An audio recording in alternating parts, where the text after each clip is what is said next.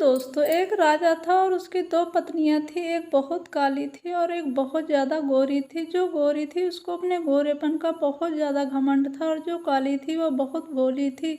उन दोनों में एक समानता थी कि उन दोनों की कोई संतान नहीं थी। राजा बहुत दुखी रहता था क्योंकि उसको लगता था कि मेरी कोई संतान नहीं है, अब मैं क्या करूँगा। राजा अपनी दोनों पत्नियों से बहुत प्यार करता था, पर राजा की फेवरेट पत्नी गोरी वाली थी, लेकिन उसने कभी भी दोनों पत्नियों में भेदभाव नहीं किया। राजा की जो गोरी पत्नी थी वो बहुत घमंडी और झगड़ालू थी। घर के सब काम काज काली वाली करती थी और वह बेचारी सब काम कर लेती थी, पर राजा को कुछ नहीं बताती थी। एक दिन राजा की दोनों पत्नियों को बहुत बड़ा झगड़ा हुआ और राजा की गोरी पत्नी ने काली पत्नी को महल से निकाल दिया। काली पत्नी ने राजा को सारी बात बताई और राजा उसे कुछ ना कहा। मैं तुम्हारे लिए अलग महल बना दूंगा, तुम कुछ दिन तक एडजस्ट कर लो। महल के सामने छोटा महल बनवाया और उसमें काली रानी को रहने को बोल दिया।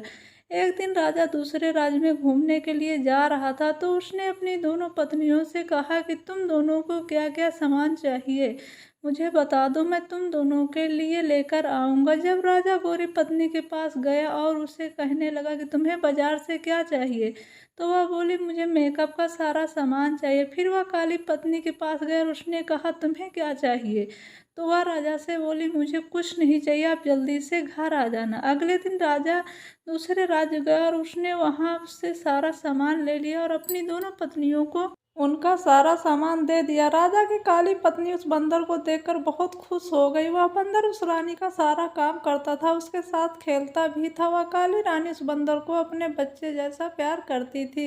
एक दिन अचानक काली रानी बहुत बीमार हुई, पर उसे देखने राजा नहीं आया। बंदर को बहुत गुस्सा आया और वह राजा के महल चला गया। राजा से कहने लगा कि मेरी माँ जैसी रानी को देखने आप क्यों नहीं आए। बंदर के डांटने के बाद अगले दिन राजा रानी को देखने के लिए घर आता है। दवाई और खाने पीने की चीज़ें देकर चला जाता है। वह रानी उस बंदर को बताती कि मुझे संतान नहीं है, इसलिए राजा मेरे साथ ऐसा करते हैं। वह बंदर उस रानी को बोलता है कि आप टेंशन मत लो, आपको संतान जरूर होगी, मैं भगवान से प्रार्थना करूँगा।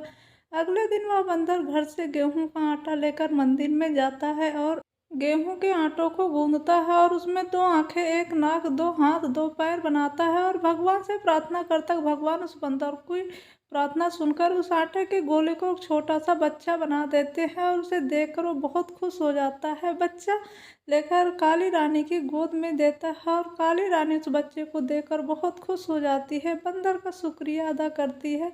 राजा को खबर मिलती है कि काली रानी को बच्चा हो गया। राजा बहुत खुश हो जाता है और उससे खुशी का ठिकाना नहीं रहता है।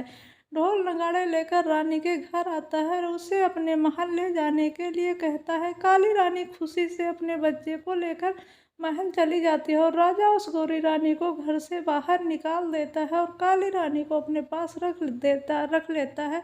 और फ्रेंड्स, आपको ये कहानी कैसी लगी? अगर अच्छी लगी तो प्लीज़ लाइक शेयर सब्सक्राइब ज़रूर करें और आपको ऐसी बहुत सारी इंटरेस्टिंग कहानी हम आपके लिए लेकर आएंगे और ज़रूर से ज़रूर आप सब लोग सपोर्ट करें।